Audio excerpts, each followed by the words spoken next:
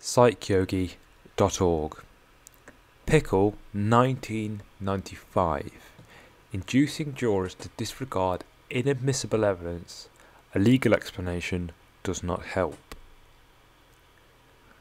Background. This is the third study we will be looking at from reaching a verdict and persuading a jury as part of your A2 psychology course. It is further categorized into inadmissible evidence. This study specifically covers the effects of evidence being ruled as inadmissible by a judge. The background study for this study is Hovland and Yanis, which we looked at last time, 1959. We looked at this with Cutler and Penrod, 1989. They proposed the Yale model of persuasion, which suggests that there are a number of factors to consider when attempting to persuade an audience. They proposed 4 factors: the source, the message, the recipients, the situation, and that's it. The source of the message must appear credible and non-biased. The message must have some emotional appeal, and the most important information should be presented first. The recipient's resistance to persuasion is important, and this can be reduced by making the situation more informal. The situation can be made more informal by the use of jokes, eye contact, and using the audience's first names. Aim. This study had 3 aims. Firstly, to study the effects of prior convictions on jurors' verdicts. Now, prior convictions is inadmissible evidence. In a trial, if someone brings up the fact that the defendant, has a prior conviction, it must be ruled as inadmissible evidence because it's not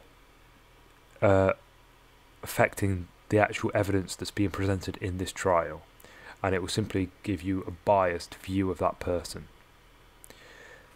To study secondly, to study the role of the judge's instructions when they were followed by a legal explanation. So when the judge does rule something as inadmissible, what happens when they give a legal explanation of the reasons behind that? And from the title of the study, we know it doesn't help.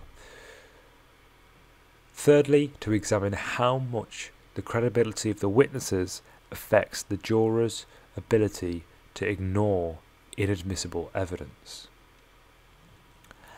Method and design. A laboratory experiment of a mock trial of a fictional theft with a mock jury. The participants were randomly assigned using the independent measures design. The participants were aware that this was a mock trial. Participants: 236 psychology students from Baylor State University in Indiana in the United States. The students were required to participate as part of their course requirement. Procedure: on arrival, the participants listened to an audio tape of the trial. This audio tape contained a critical piece of information which was considered the critical evidence. This critical evidence was information about a prior conviction of the defendants, which therefore favoured the prosecution team. The critical piece of evidence was the prior conviction of the defendant. This item was objected to by the attorney of the defence team. The condition varied at this point.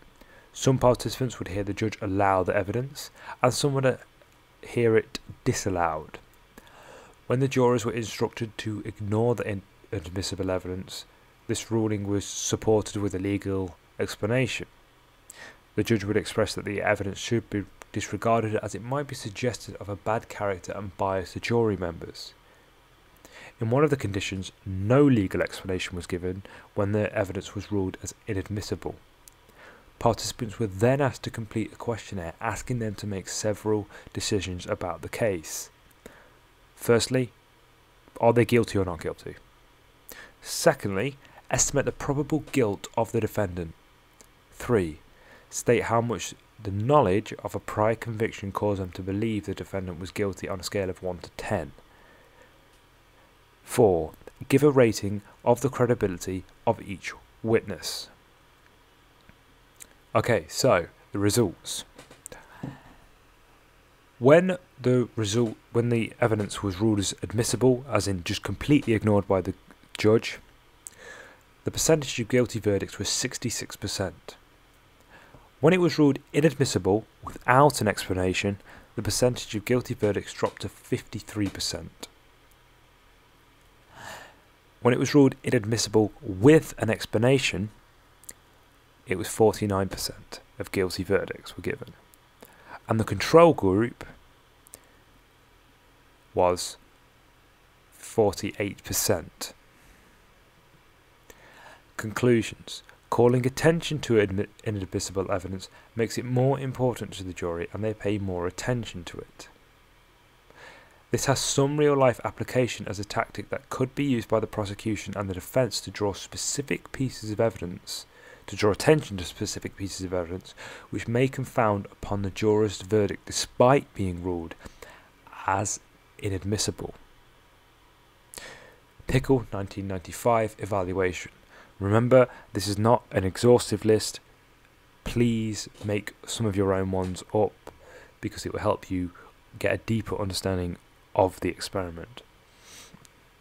A weakness is ecological validity. The participants knew it was a mock trial. They're also not representative of a real jury. Another weakness is validity. Arguably, this study is low in validity as a third question on the questionnaire is a leading question. It would lead the participants to understand what the experiment was really about, which could lead to demand characteristics. The lack of qualitative data in the study does not provide us with any detail which we can use to further understand the jurors' verdicts. Did they really ignore the information, or did they take it on? What did they think when this happened?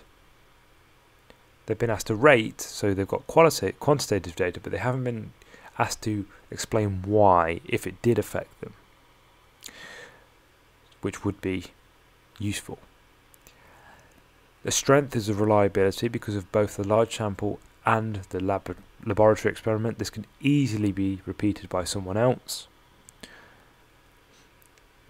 A weakness is the demand characteristics because as the participants were given course credit for their participation, we can argue that some of the results may be due to the participants trying to act in a way desirable to the experimenters. A weakness is ethnocentrism. Again, as we've seen throughout the whole 3 studies that we've looked at, this study only used American psychology students. This is not a representative sample and therefore cannot be generalised to other countries or even the legal system in the United States. Strength is quantitative data because they've used quite a bit of quantitative data. It's easy to compare and analyse, which makes it easy to establish cause and effects through statistical significance. If you've enjoyed this Psych Yogi video, why not subscribe to keep up with all the latest videos.